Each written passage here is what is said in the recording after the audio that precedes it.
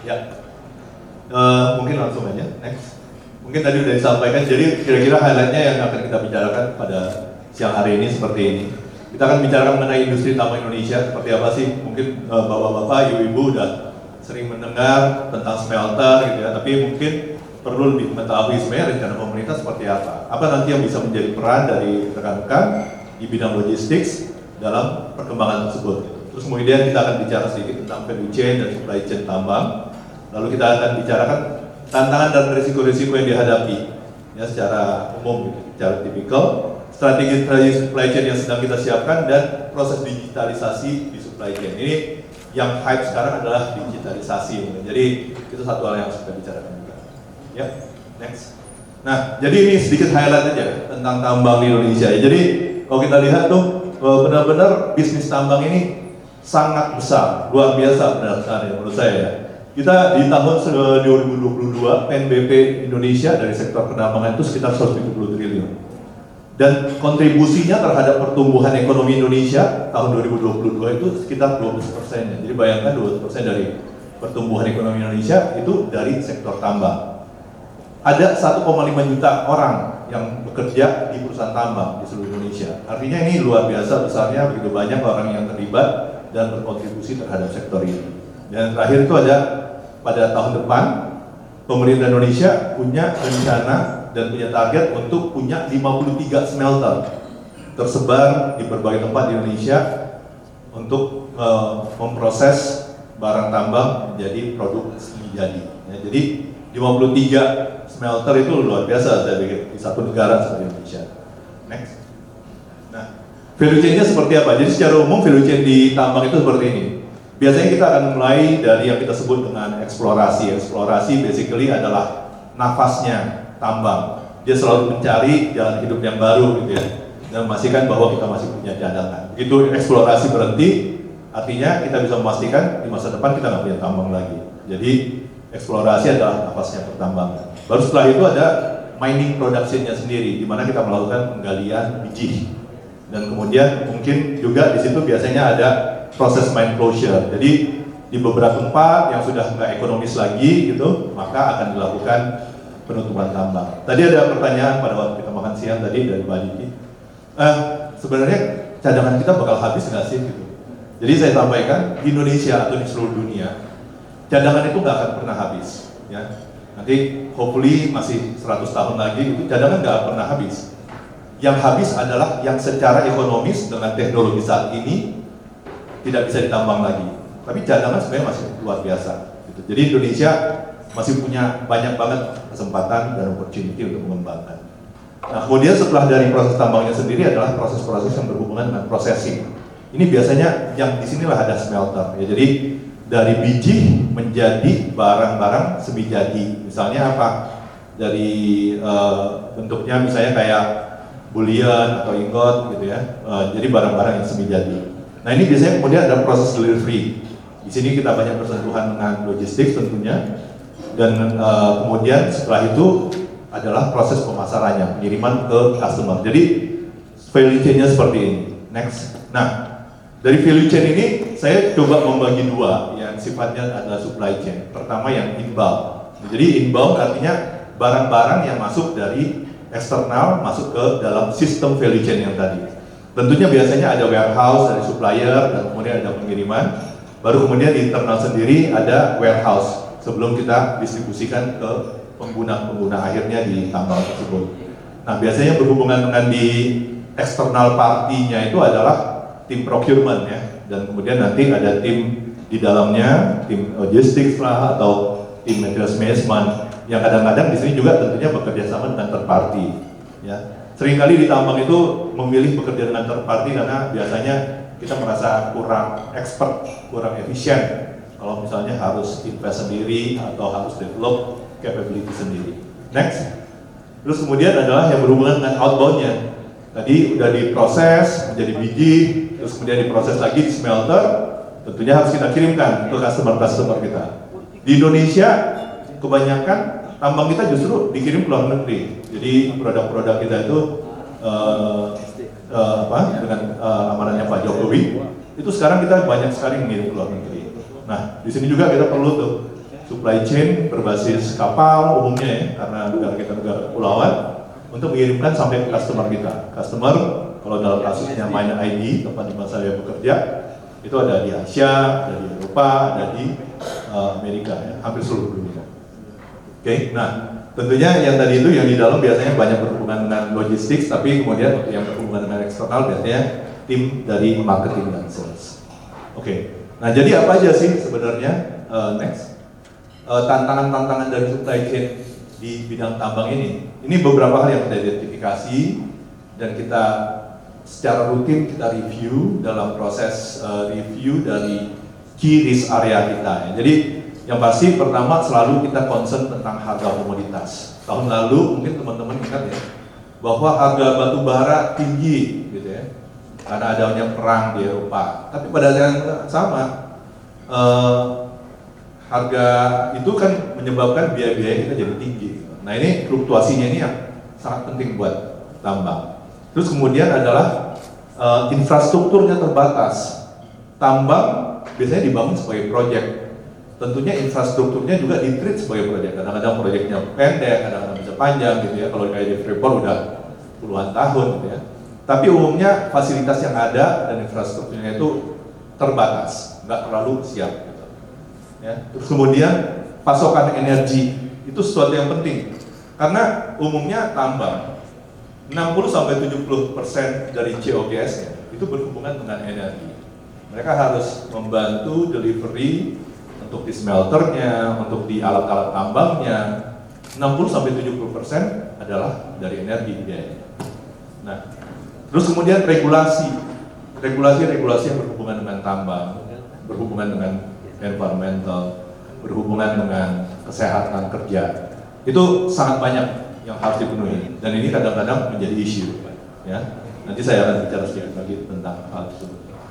Kemudian mencari pemasok yang handal, perusahaan-perusahaan yang harus bisa supply sampai ke ujung-ujung dunia gitu ya. Sekarang saya misalnya di Timah yang harus bisa sampai ke sana dengan on time, dengan quality yang baik, barang-barang yang asli itu kadang-kadang nggak mudah. Dulu waktu saya di Freeport harus memastikan barang-barang tiba di tambangnya yang ada di ketinggian 4.000 meter di atas permukaan laut itu nggak selalu mudah mendapatkan supplier-supplier yang benar-benar handal, reliable. Lalu keterbatasan persediaan dengan kondisi yang remote, kita harus memastikan semua alat bekerja dengan baik. Kita harus memastikan kita punya persediaan spare part dan juga persediaan produk. Nggak selalu mudah juga melakukannya. Again, karena begitu banyak tantangan yang tadi yang sudah disampaikan.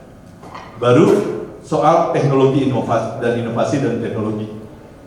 Dengan sekarang itu begitu banyak pembicaraan mengenai teknologi, tambang-tambang juga berusaha untuk ikut, ya, dan mencari cara sehingga teknologi bisa kita gunakan untuk tentunya efisiensi di perusahaan masing-masing. Dan yang terakhir yang paling hype yang sekarang ini adalah mengenai ESG, sustainability. Semua orang berbicara tentang sustainability. Kita udah mulai bicara di MindID tentang gimana kita harus mulai merecord jejak emisi, jejak karbon yang dikeluarkan oleh third party partner kita, para vendor kita, dan itu nggak mudah. Next. Oke, jadi ini seperti tadi ya, ada perubahan regulasi, tidak sebenarnya politik gitu ya.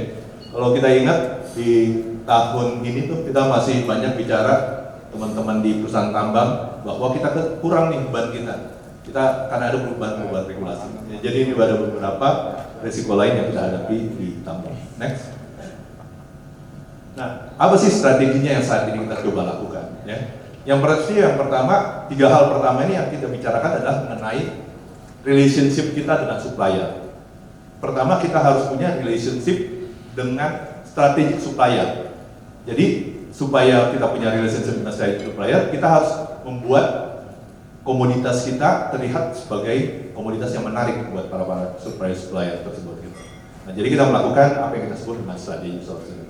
Kita bekerja dengan para distributor resmi, kita bekerja dengan prinsipal kalau perlu supaya kita bisa mendapatkan barang-barang yang kita mau.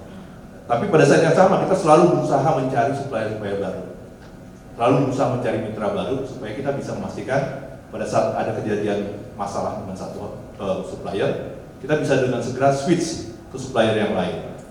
Kemudian investasi dalam teknologi, tadi kita udah bicarakan. Lalu kemudian optimal inventory. Nah ini yang nggak mudah ya, karena melihat titik optimalnya kadang-kadang susah. Karena produksi kita sangat berfluktuasi. Logistik juga harus kita optimalkan, karena itu sebenarnya adalah kayak membantu kita, memastikan kita mendapatkan barang-barang yang kita mau, dan memastikan bahwa kita bisa mengirimkan barang-barang kita secara on time.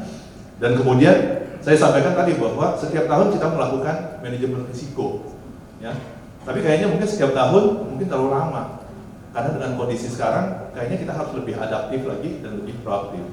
Bahkan mungkin kita harus melihat bisnis continuity kita lebih sering lagi, dan itu kayaknya sudah menjadi sesuatu bagian yang saat ini sedang diusahakan dilakukan. Terakhir saya sampaikan tadi, dalam hal sustainability dan ESG, ini masih menjadi challenge karena bukan sesuatu yang mudah untuk memastikan supplier kita di Indonesia comply dengan ketentuan sustainability. Saya pikir sih itu benar-benar kerja yang berat gitu. Tapi anyway, karena kita bekerja sama dengan financing company dari luar, mau nggak mau itu sesuatu yang harus kita jalankan. Oke, next. Nah, jadi apa yang sudah kita lakukan ya, yang 1, 2, 3 adalah yang sudah kita lakukan secara digital gitu. Kita memastikan bahwa kita punya sistem di procurement, sentralisasi sistem manajemen vendor, kita mengotomatisasi sistem persediaan di gudang gitu ya, sehingga persediaan kita bisa terpesan dengan tidak lagi ada keterlibatan manusia dalam pemesanannya. Terus kemudian kita melakukan real time inventory bulk tracing gitu, bekerjasama dengan vendor-vendor kita. Dan in the future yang mau kita lakukan dalam grup kita saat ini adalah kita mau ada logistics control tower tentunya. Terus kemudian kita akan menggunakan beberapa tools digital yang akan membantu kita untuk bisa lebih otomatisasi lagi segala proses-proses kita. Dan yang terakhir adalah gimana kita tadi lagi balik lagi soal sustainability dan ESG. Gimana kita bisa memastikan kita mempunyai tools secara elektronik sehingga segala record tadi itu bisa dengan mudah kita retrieve dari satu tempat dan digunakan mungkin secara terus. Next. Nah, jadi seperti apa sih future mining supply chain? Ya, jadi kalau kita bicara soal agility itu nggak bisa lagi ya kayak jargon gitu ya, buzzword gitu ya, orang semua bicara soal agile. Tapi it's a must, itu udah mandatory. Karena begitu banyak perubahan yang terjadi. Kalau kita ingat tahun lalu ada COVID, tiba-tiba ada stuck kapal di terusan Suez, lalu ada congestion di LA dan di China. Hal-hal kayak gini ternyata semakin sering terjadi dan semakin cepat terjadi. Jadi kita benar-benar harus agile, dan tentunya dukungan supply chain yang baik itu sangat penting buat kita. Terus kemudian digital twin adoption. Kita sehari-hari udah menggunakan namanya Google Maps. Saya lihat tadi dari kantor, saya mau kemari, saya run dulu Google Maps. Nah ini adalah digital twin adoption, di mana kita melihat current condition secara real time di gadget kita gitu. Nah apa yang dilakukan di supply chain? Jadi beberapa waktu kita mungkin sering mengirim orang untuk datang ke luar negeri melihat barang-barang kita, tapi dengan digital twin adoption ini kita tinggal menggunakan sistem dari elektronik saja. Nah ini yang menarik nih, carbon credit Pertamina datang ke kita pada saat kita nego sama mereka. Mereka bilang udah deh, kita nggak usah bicara cash lagi, kami akan bayar dengan carbon credit. Bersedia nggak? Jadi carbon credit sudah akan mulai digunakan sebagai cash, sebagai currency. Ya. Terus responsible supply chain. Perusahaan mining dituntut untuk menjadi perusahaan yang responsible, ESG, compliance dan sebagainya. At the end kita akan nge-push ke semua mitra kita, termasuk tentunya ke supply chain partners kita. Ya, jadi kita menuntut nanti supply chain partners kita juga punya responsibility secara supply chain. Lalu less fossil fuel, kita akan mengurangi penggunaan fuel, akan lebih banyak penggunaan renewables, barang-barang limbah, dan yang terakhir adalah digital dan data savvy. Ini sudah menjadi satu mandat dari pemerintah, dari kementerian, supaya kita lebih banyak lagi mendevelop tools yang akan memudahkan kita dalam pekerjaan kita. Oke, next.